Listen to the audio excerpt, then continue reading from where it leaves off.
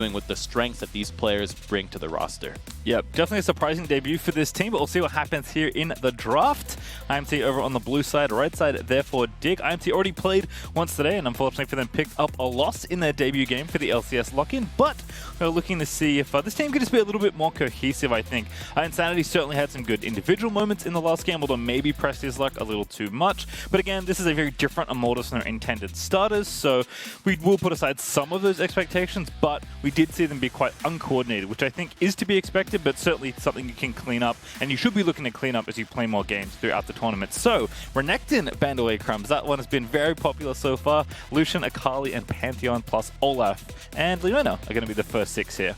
And the Renekton's popular for the very reason that you want to see IMT improve, which is shoring up the cohesion that they have between champions, picking these very easy to execute Renekton Nidalee, Renekton Taliyah, Camille Galio, like we just saw from Cloud9 in the last game. Make it so that these synergies that you're trying to build up in the Lock-In tournament are so easy to pull off because you know exactly the lanes that you can go to accomplish a kill. Renekton stun, Camille ultimate, you know right away who to focus on. It's very easy to understand what these patterns look like when it comes to engaging. These new picks that Immortals was trying in the earlier game, it's too far down the line. These are things to try middle of the season, like the Gragas in the top lane. Yes, it's a very powerful pick, but the level of execution that you need to have and that your team needs to know that you're capable of is so many layers of work that you have to have put in these earlier games before you can actually get to that level. So keeping things simple with the Camille, something I really like out of Dignitas already. Yeah, could also pair with that Galio, but not this time around because Samira is actually the pickup there for Neo. Pretty explosive AD, so excited to see that one grace the Rift. In general, actually, AD has been pretty exciting. I know people have strong opinions on the strength of the AD items, and I think I can at least agree that Gale Force is quite good, but most of them seem to be pretty good right now. Kai's also been extremely popular, perhaps the most popular AD so far this event. And we may be going back to Gragas here for Revenge. We'll see in 15 seconds, but it was Gray's first here for Potluck, so it almost feels like, especially if they give the Galio over here as they will lock in the Gragas, IMT might be running into a similar issue, Crumbs, where they've got good damage threats, they've got champions that their players are capable of playing, but you know, what's the go button here? Because on Dig, you know what their plan's going to be. They've got Camille Galio. And that's part of where you see the differences in the way that the rosters are built with players translates into the champions, because you've got a lot of rookies on the side of Immortal, not necessarily rookies, but newer players there, but not a lot of veterans. Whereas on Dignitas, you have those 2 veterans in Dardoch and Aphromoo that are supposed to be playing these utility-style champions so that the rest of the team can be playing the carries and can guarantee that these fights happen to the power spikes that the carries are getting. If Immortals, this is not the roster that they're running through for the LCS team, so they don't have those veterans. This is supposed to be Xerxes and Destiny coming in to kind of fill in that same spot that Dardoch and Aphro is doing for this team. So I think that's why we're seeing some struggles, and it is unfortunate that we have to judge the Academy team playing here into the LCS, but any games that they can get here, if they could even get into the playoff side of the Lock-In tournament, it's just going to be a huge success for their Academy run and any promotions that the players might find.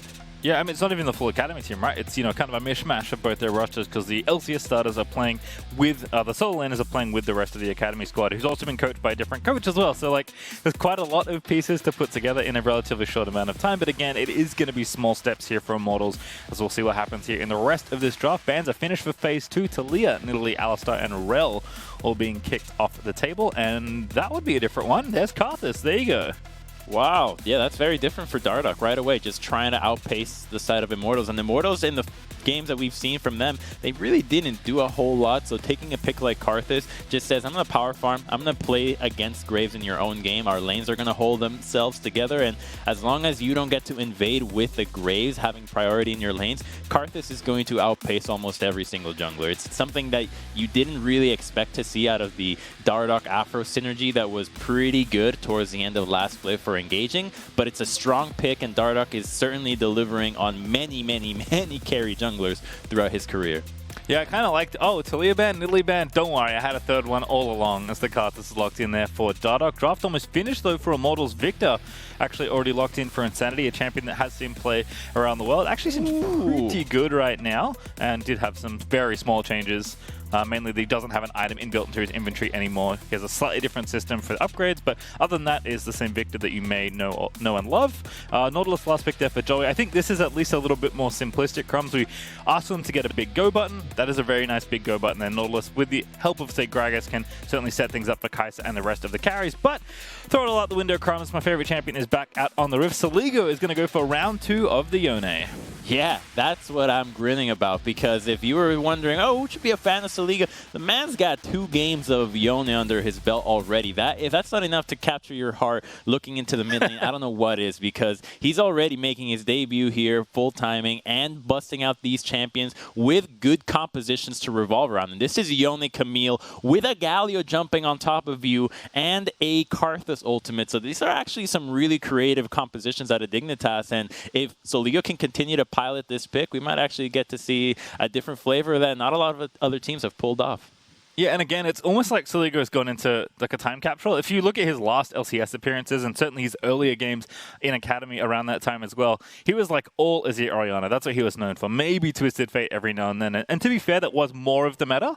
But you know, his last year in Academy, he still had those picks, right? He's still very good on control mages, but I saw this man play Pantheon at every available opportunity. He's clearly a big fan of Yone right now. Like, he has done a lot of work to diversify his champion pool, and I think that should be applauded for a player that is still, you know, looking at, in some ways, a second shot on the LCS, looking to continue to impress and to say, hey, those first few games you saw of me on the LCS stage, what, maybe a year ago now, I'm a very different player from them, and I'm here to prove that. And the biggest area that I think he and many of the new players have to prove is in the laning phase. Can you actually get past laning against some of these players like Impact, like Perks, these guys that have been around for so long that know quite a few tricks that might beat you in a specific matchup? If they can just get past that phase, the team fighting is just an all for grabs. Everything is up for grabs at that point. So Soligo's team fighting has been one of their strongest points. Not necessarily, I think, the mid 2v2 to get into those leads, but team fighting afterwards, he's certainly been very hyphy. So if he can get past the laning, and he has laned against Insanity pretty much a lot of last year, yeah. I think he's going to have a good time. They're very familiar in this game with each other. Yeah.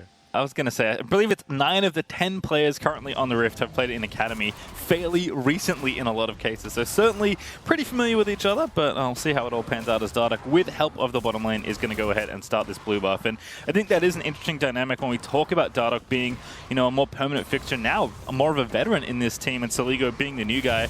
When you have a jungler like Dardoch, especially when he's playing these sorts of picks, you're the one that needs to press your own advantage in lane, because you know that Dardoch wants to farm safely and possibly invade as well. So it's kind of your job as the mid laner to support your jungler, which has become more common, whereas traditionally it's been the jungler's job to support the mid laner, which is not going to be the case in this lane. It was something that Dig did quite well yesterday in their match. They actually were able to coordinate both the Taliyah and Fake God's Renekton pressure to harass the top side of the map. Even Soligo was assisting with his recalls in Fog of War to make sure that Dardoch actually was able to play through vision a bit better. So they're quite aware of what Dardoch wants, and I think that's that vocality that we heard from the CEO in the earlier video about Dignitas that they like about Dardoch. At this point, they're taking a chance with him. They got with the re-signing, and as long as he can continue to communicate what he needs and the team can deliver it for him, then I think he can set himself up for the career that he's always wanted. And I want to see him succeed here on Dignitas, because I think the pairing with Aphromoo is exciting, and seeing a carry jungler from NA is always something that we always felt like we were starved for him. Blabber came along, like, okay, maybe this is the guy, but Dardoch can make a comeback in that department. I think it'll just make the LCS a lot more exciting, because bottom teams, or teams that aren't necessarily spending the big bucks that can still compete, are always a thrill to watch. Yeah, for sure. I mean, Dardoch's skill, I think, has never been the question when it comes to Dardoch. It's maybe some of the things surrounding him, but doing well so far. Level 4, speeding through the jungle, outpacing Potluck in both farm and XP. Of note, Revenge has also gone Comet this game. He went Grasp in his game earlier today. For the tank, Gragas going to be going for much more AP, I have to imagine. So a bit more in line with the Gragas builds that at least I've been seeing leading up into this tournament from the many different events and leagues around the world. But going to be a different look here for Revenge. He's not just the front line this time. He can add to fights. And he's happy to just farm away here. Can't even think about trying to trade here with the junglers being on the opposite side. And the only advantage that has happened in this game at the moment has been that Dardoch has been able to get a recall and will be able to start his second rotation of jungle camps at the moment. It is why he got a little bit of extra help from the bottom lane in his earlier clear. And as long as Potluck continues to look for a gank here, all that time is just going to be adding to the clock to how far Dardoch is ahead of this Grave. So let's see if this play pans out. Because Nautilus is committing to. All right, Smokescreen going to have to flash, does indeed do so. Potluck's going to find him, so Liga going to have to dance around there, but he's caught in the gravity field. There's the hook from Joey, who roamed up, and first blood goes over to Potluck. Just a great timing there from Joey on that roam. That was like that was not the moment that Saliga could have afforded to die, because that would have been a great time for Karthus to just start power clearing. But look at what Joey did. The way bottom lane was crashing, there wasn't anybody threatening a dive. Mid lane was already pushing back as Saliga was trying to get a recall. So really good reading of the mid and bot lane states to know that you have a small window to pick on the Yone. Yeah, that's one of those things where, like, Yone does have a lot of mobility, but as soon as you commit Soul Unbound, unlike LeBlanc's Distortion, you have to go back at some point. Yeah, it's you hate to see it when you're Yone, you use that spell, and then they're all piling up on you, just waiting for you to return to your death. And at least there's TP, so going to use it there to get back to lane here and try and recoup some of the farm he's lost, because Insanity with that tier charging up, currently sitting up about 10 ahead. Is Dardoch going to get caught here by a nice hook from Joey again on the roam from bot lane. Into the gravity field goes Dardoch, got the flash, but he's absolutely dead, I think, as he's ignited away. But Afro swoops in with the taunt after flashing in to save his jungler. And that's the Liga over the top is onto Insanity. Going to get some damage poked in here, but shouldn't be anything more than this. What a bro Afro move. Using his flash to even save Dardoch. The Karthus didn't get to burn his. That's a huge spell to be able to have around, because he's so easy to pick off when he falls behind, when he can start being bullied without that summoner spell. Instead, he just gets to continue to farm away, and it's going to be hitting that level 6 very soon, and that's when it's going to start to get tricky for IMT to think about playing these side lanes, especially around the Camille. Revenge is already anticipating that he's going to need a stopwatch to deal with Camille and Karthus. What just happened? He's full. Wait, he's full health. He's not anymore. Fake God lost it all. I'm sure we'll get a replay of that 1v1, but Revenge just straight up solo killed Fake God. Okay, yeah, I can't wait to see this. He's got ulti, like Revenge has his ulti, so he must have hit level 6 before Fake God and maybe gone for a play after that. That's the one thing I can deduce from here. But they've got flashes, right? They've got everything. It really just shows you the power of the Seeker's arm. All right, what happened here? He's not even 6 yet. Okay, Fake God's greeting for the wave. That's got to be it, right? He's just hard greeting for it. One creep, surely. Yep. See ya. Yeah. Very nice in Revenge, just topside. He's going to see if Dig can get just that here. Going to flash out there, but Dardoch still doing quite a lot of damage. Has to dance around the Skittles, but no such luck here. But actually a good belly bomb finds him on the back end of the hitbox, and Fake God's forced to flash in to finish off the kill. There wasn't any mana on Dardoch, but he's finding ganks when he's playing the champion that's supposed to be power farming here. Keeping up with the Graves is a really good timing, because he still has the ultimate, so he's going to be able to go and make even more plays across the map while continuing to stick to his own side. This top lane action has already been just the most surprising place for action. Like, this is usually a matchup where both these top laners can do so much to get out of and gank and engage, but still they're killing each other, finding a way. Yeah, I mean, they're both doing damage, so like it's a bit more volatile perhaps, but certainly Dardoch just roamed up and said, hey, Camille still got flash and ulti. I reckon we can finish this one off nice and easily, and indeed they did. Taunt to Joey there from Afro as Neo's going to get in there. But just a bit of damage poked back and forth. Aftershock keeping both these supports very healthy in a lot of these trades, as Insanity's going to go ahead and get the blue buff donated over. Revenge, though, continuing to just take trades here against Fake God and looking very successful, as Potluck's on the strong side this time. He's going to take the Riptail through himself here after Revenge applied that pressure in lane. I think a big difference out of Revenge is Gragas here. If I'm not mistaken, I believe he went tank Gragas in the first game. Did. Yeah, so now he's going AP, and he's getting way more value out of this champ now. Not only because you can actually kill someone and they're afraid of you, and you can actually punish the mistakes that they're making, because had he gone with the tank Gragas build, Fake God could have actually been allowed to make that greedy move and not die in the lane. Hex Flash, hook, oh, good buffer, but still gets caught. The pullback there from the Q, I think, did it, and Insanity with the Storm is going to chase it down. Soligo falls again. That's another roam for Joey in the exact same timing. The bot lane wave is just crashing now, and Joey was able to roam either from base or from the lane into the mid lane and get Yone set further and further behind. This was the weakest area for many of the new players, and it is getting exploited. The last hitting is not going too well. The kills aren't either, and Fed Victor right now is an S-tier mage, so Yone's comeback potential, you know, it's real with the CC, but you can still get one-shot by this mage.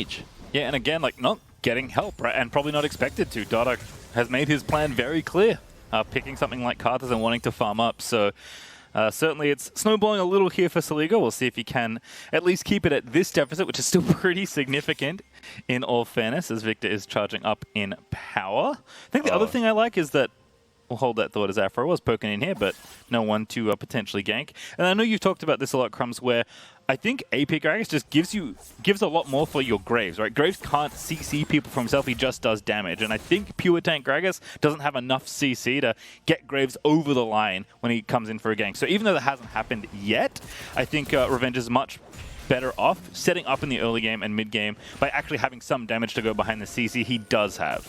And we have to remember that the Gragas barrels actually do a lot when it comes to zoning. Just laying one down can prevent somebody from walking there. You can think of it almost like an Anivia wall, because eventually you really cannot tank it, right? The AD cannot tank it, whereas if you're a tank Gragas, you can afford it. Fight bot lane. Hook into ulti. Here's Dardoch. Galio ulti coming down, but not going to happen here. Dardoch maybe pulling the trigger a little too early, but I think mostly Afrim just not having the health after another nice hook from Joey meant that they couldn't really do anything in that 2v2, although they were baiting for a play, so I do like attempting something there. Rift Herald though popped in mid. Insanity is just going to get further and further ahead of Soligo in this mid lane as Joey again just sniping people as Potluck erases Dardoch in the river.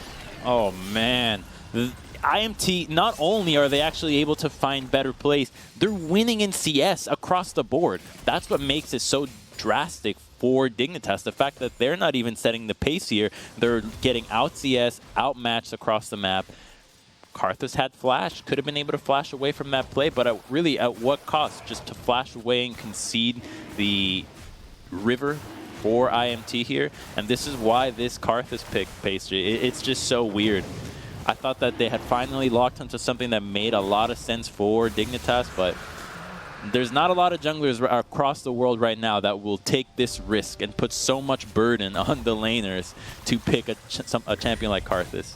Right. I mean, part of it is like, if Soligo just wanted to play Yone, right, if that's what he wants, you need an AP jungler, and IMT banned 2 of them in Phase 2 in this draft. So apart from Lilia, I guess, which would have been the other choice in that realm, like Dardoch didn't have very many AP jungle choices left if they're trying to play AD mid, and especially if they've already committed with Camille with AD top. So, like, in some ways you're priced in here, but I mean, I assume Dardoch picked this champion.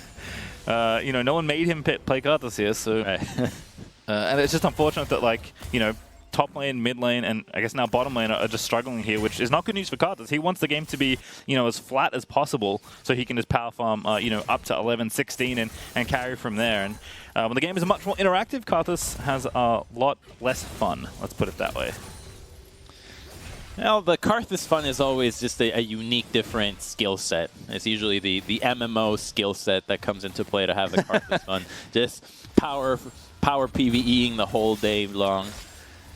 All right, well, Soligo, again, still trying to catch up in CS here, about 20 behind of Insanity. Actually, my math is horrible, 30 behind, as he's going to try and clean up a couple under that wave. Joey here going to CC up the crab for Potluck, who is just pleasantly farming here in this game, up over the Karthus, which is impressive given how well Dardoch did in his first 2 clears or so. Gale Force is already done for Potluck here, and Leandri is also done for Insanity on his side. So Mythic's starting to come out for IMT, although Shield Bow is now done for Neo, which does make Samira a significantly stronger threat, because she does need to dive into fights to get maximum value out of her ulti. And Potluck, unfortunately, is going to reset the blue he was trying to steal, but maybe it's all a bait, because Joey's right around the corner with the Hex Flash. Oh yeah, and Soligo is not capable of collapsing right now, so Dignitas has to buy some time for him to show up. He's getting closer, so the fight's about to begin. Flash ult finds 2 for Aframu. Insanity also low. Data gets in there, gets the kill, and that's another one on the other side of Soligo. Dashes out of there. Neo, though, spinning around in the fight, trying to get a few more kills. Just wants to chase in. Potluck low, but not dead yet as Joey. He is going to fall, but Neo is going to be traded off by Keith, and it's an absolute mess here for this blue buff as Kai'Sa is able to grab the double kill, but here comes Data channeling the ulti. He's going to cancel that recall. Potluck not going to die, though, as Soligo surely is going to get picked off here as Keith indeed will pick up 3 for himself. Oh, and IMT had been setting up for that play for so long there. They really were just using the fog of war to make sure that everybody was as close as possible for that fight, but it was actually the engage from over the wall from Soligo that made it so that they could actually trade something in return for that. So you're going to have Kai'Sa capable of following up with her ultimate. So already you're thinking it's a 4v3 at the very least. How quickly can Soligo collapse onto this? And when they go in, the trouble for Dignitas here is not only is there a Victor's shield there, but they don't have vision. There's a control ward on the bot side for the side of IMT. So going in there for the side of Dig, way too difficult. And the Samira doesn't have the item and has not received the attention necessary to wipe a fight right there. It looked like what a Samira team fight wipe usually is, but Samira tends to demand early attention, dives in the bottom lane, ganks to get an advantage. None of that has happened, so she's not able to get in there in 1v5. Yep, and Fake God did not have TP, does have it now, but if my eyes did not deceive me in that replay, Fake God was not able to join that, so did some damage to the tower instead, as Rift Child's going to go over to IMT as Keith and Revenge have both finished their Mythic up as well. It's Gale Force and Night Harvester, so much more AP focused here for Revenge. As Soligo's going to lose his mid tower here. Insanity's just had a run of this lane. Him and Joey, I think this is a 1v2 lane for Soligo, unfortunately. That's true. Extra credits there go for the support here, and it's really been a matter of Aframu has not been able to find much. Usually you see him as the catalyst for the team. I just think it's the champion synergies that don't allow him to really get away with that, because you usually see the Samira paired with like a Leona or an Alistar and just tower dives the bot lane non-stop. That's the action that you're expecting. And here when he's playing the Galio, you're just looking a combo with somebody else that goes in, but the Camille is on the top side of the map, so that synergy is somewhat lost, and your Yone has fallen behind. So all we got to see is Fake God going for a 1v1, but he gets slammed out. Get owned. Oh, good ult though. Fake God going to dodge that cast, but Joey trying to cut him off at the pass, gets into the wall, and Fake God just trying to finish off the kill, but the Nautilus ulti is going to seal it. Ooh. But for whom? Now Joey's caught in there as Fake God's going to get Precision Protocol prop, but there's Potluck with the sniper. Soligo's out of there with the Souls Unbound. Oh, they are so close. Just a little bit more gold and would have been able to trade such a commitment from IMT, but there's more. Oh, he's so strong, it just doesn't matter. Keith on a rampage going to take down Soligo. Aframu is just going to get stunned up and shot down as Keith able to grab himself a double kill. And now the Rift Tower's going to finish off the tower. IMT just getting further and further ahead. From 6,000 gold up right now. It is a massacre. They're all over the map. He's 2 levels down. Oh, Joey, you can't do this. Surely, Skittle, just keep dodging. Keep dodging, Joey. It's going to be okay. No, it's not. I take it all back. Dardog manages to at least shut down the ambitious 1v1 attempt from Joey. But you see what's happening. This is what IMT is confident enough to do. For the jungler to try to 1v1 Dardoch in the jungle was close. Was actually very close to doing it. And that is a huge boost to the confidence of IMT that this is what's happening. And last year, this was a bit of the troubles that plagued Dignitas, where it was very hard for the team to find the right plays when they were falling behind. It felt like they just died without really doing much. And we blamed it on the draft at that time, and I think, again, here the draft and the way that it was specifically played around with their current strengths just didn't pan out. This is that 1v1 that quickly turned into a big fight. It's great cancels from each other. You know, the slam, canceling the hook shot, then the ultimate, canceling the cast, but then you just have more people here. Doesn't really matter at the end of the day. Yeah, Soligo missing that one, but Potluck here to clean it up. So Fake God playing very well in that 1v2, honestly. I think certainly had Revenge's number in a 1v1, and then Insanity just is like, yep, I'm Victor, I'm strong. Such a strong pick right now. Was expected to be one of the better mid laners coming into the tournament, but not a lot of people capable of playing it, kind of going back to the Orianna, and this is just really beautiful stuff. The fact that I think Dardoch has a few stacks of the Ravenous Hunter is, I really think, what kept him alive there. Otherwise, he would have just gone down to the support 1v1. Yeah, you can see Leandro's anguish also continuing to show how strong it is as a mage item. Dardoch had enough in the tank there to kill Joey, despite being very far away from him. But on that note, Insanity, as we saw in that last fight, now up to 2 items. So Leandro's plus Seraph's Embrace, which has been transformed, of course. So looking pretty good here, especially with Collector there for Keith as well. Still about 6,500 gold up for IMT. They've got 3 dragons already. That kind of happened, not out of nowhere, of course. They picked them up, but I feel like after they win, you know, their different fights, with the pressure they had in the early game especially, they've just been able to snowball that objective as well. So Dig are really running out of room on this battlefield to maneuver. Going to have to start seeing, you know, more of the team play elements of this comp come together in some sort of 4v4 or 5v5, which will be tough given how much gold they're down. Hopefully they can afford to get a skirmish before they have to go for these team fights. Seeing Galio shadow the Camille could be an exciting proposition here. Maybe trying to kill the Gragas with a Karthus ultimate as well. Because that's really the only play that you can go for right now. Using that ultimate to lock somebody else down that is by themselves. And time is ticking with 2 minutes and 30 seconds. If they're not able to find the play here, they'll actually have to contest Vision at an even footing.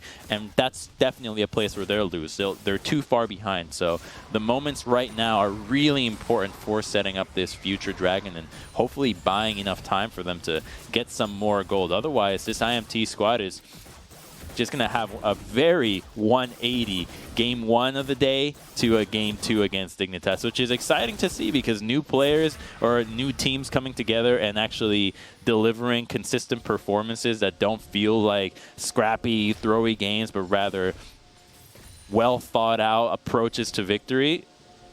It's nice to see from new guys. Yeah, just I think Joey especially having a very standout game relative to how quiet his first one was. Immortals looking good so far. It's been almost unmissable on those hooks as Revenge is poking in again. Got 2 items there. Dardoch going to get ulted up back from him. Going to try and save the town, but it's going to be a tough ask there. Does ulti out, but gets cancelled, and Insanity is able to pick up that next kill. As Keith, he's in there. He wants to go. He's got the ulti ready. Great ult there. Trying to scatter them and do some damage as Dardoch will go down. Soligo diving in, but he gets out there with a soul unbound as Dardoch, through death, is going to get the ulti, but he doesn't get a kill. It is one only. There's a triple, though, from Revenge at the end of it all. And IMT, that's going to be a walk straight to bound. And Soligo, ooh, trying to make it fancy. Revenge goes golden. Keith shuts it down. That's the Bud Light ace as IMT will wipe Dig off the rift. It was close. It was really close, though. Look at the health bars on the side of IMT. If there was a little bit more coordination on the side of Dignitas, you could have actually seen them with this composition and what they were thinking about be executed beautifully. It's just that the Galio gets blown up right away, and they're not able to chain the crowd control together. Yone at the very end is able to get the ultimate off, but by that point, it was already way too late. We're going to see how this opens up because IMT, they're just walking down the mid lane because they own this map. They can do whatever they want. That Dignitas is the one trying to engage is surprising because Fake God was not around. He didn't have TP to get in there, and the Victor has his available. So it's too late of an attempt, but you see what they were thinking about when they put these pieces together. Yeah, I mean, just a bit more gold on that Karthus. Potentially very different there. And this is very stylish. Nice. Sun is there from Revenge, and Keith's like, all right, I'll snap that one up. Finish the ace and collect the Red Bull Baron in the process. Also, Mountain Soul's up, by the way. IMT going to go ahead and add that to the scoreboard as well. Going to have to fight here for Dig. They are very far down in gold, but again, we saw it kind of look good. Dardoch with a good Zhonya's there as Joey flashes in for the hook, but disengage ulti there. Dardoch is going to get blown up by CC. Keith just going to finish it off. Neo in the backline is going to get blown to smithereens as Potluck. He's able to clean that up. Fake God's going to shatter as well, and it's only one left here. Soligo ultis back towards his Nexus, which is not the direction you want, and Sanity's going to chase him down. That E is not going to quite connect, but it will blow the flash as Immortals will pick up another teamfight win and the Mountain Soul to boot. Love how decisive they've been thus far. Joey instantly hooking into the Karthus. He's really been the quiet winner of this game for me. He's done so much to make sure that Dignitas never got off to a good start here with so many crucial engages, and more importantly, being able to engage right away. I think that's a skill that's so undervalued by so many teams. Just the second that they see the opportunity, even if it's not the best one, being able to engage when the opponent doesn't expect it adds extra points to how likely that engage is to go well. And so here, the wall is down, you got your teammates ready, he's slow, just flashing in, and it's a good move to go for, because if Karthus dies there, he won't be in the middle of his defile alongside the rest of his team. So eliminating Karthus at a distance was a really good move, because you have the tools to do it with Gragas and the Graves to follow up. Love to see that call from young support. And to kind of go back to what Kobe talked about after Immortals' first game of today, where they looked, almost like a completely different team. He just asked for more cohesion from this team, right? Just do more things together. Absolutely on the same page now, it seems like, after that first loss. So Aphromoo going to get himself caught in the jungle trying to ward things up, but he's stunned in the gravity field for what feels like forever.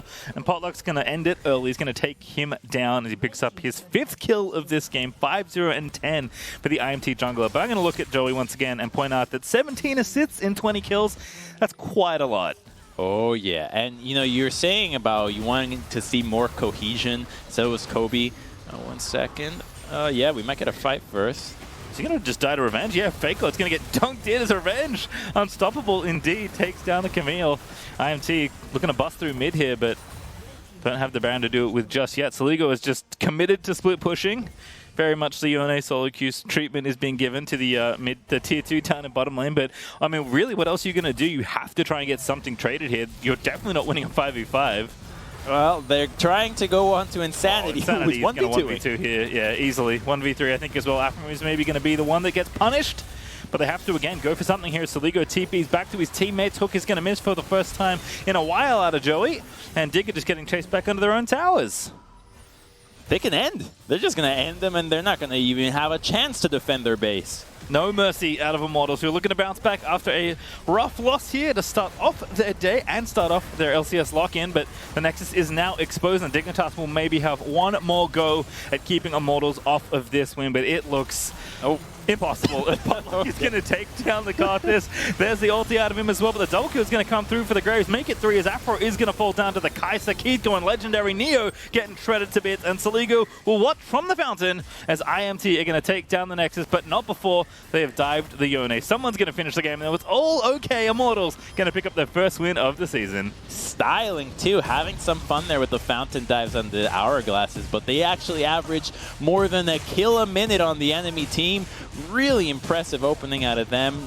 The cohesion element, the fact that they're just doing plays together. Forget about what play is the right play. As long as all your teammates are involved and aligned with the mission, that's kind of been the evolution that the coaching philosophy and the approach towards teamwork in League of Legends has taken away from, this is the way to play League of Legends, to, it doesn't matter what way you play it as long as you're doing it as a team. And so seeing Immortals, young team, have elements of that. Right now, only 2 games into the Lock-In tournament. Pretty cool stuff. This isn't even their main team.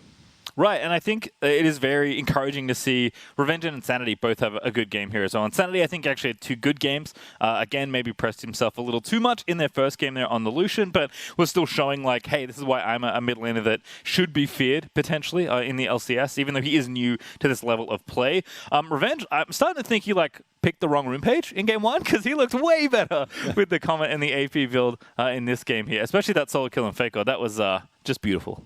It's just, you always get a little nervous thinking that you're full AP Gragas, so squishy, having a body slam, so you're always a little worried that if you go tank, you're going to get popped right away, but you're always way more fine than you think you are when you go AP and you realize, oh, I just 2-shot people, I'm never in range. Yeah, whatever the adjustments were for Immortals, they clearly made a big difference here. I mean, Joey on the Nautilus just seemed like he had way more agency than the Rel. Just overall, a much better play game for Immortals, and I think we're starting to see it, quite a competition here in the LCS Lock-In, which is always exciting to see. But after this quick break, we'll have Revenge talking about his first win in the LCS, so don't miss it.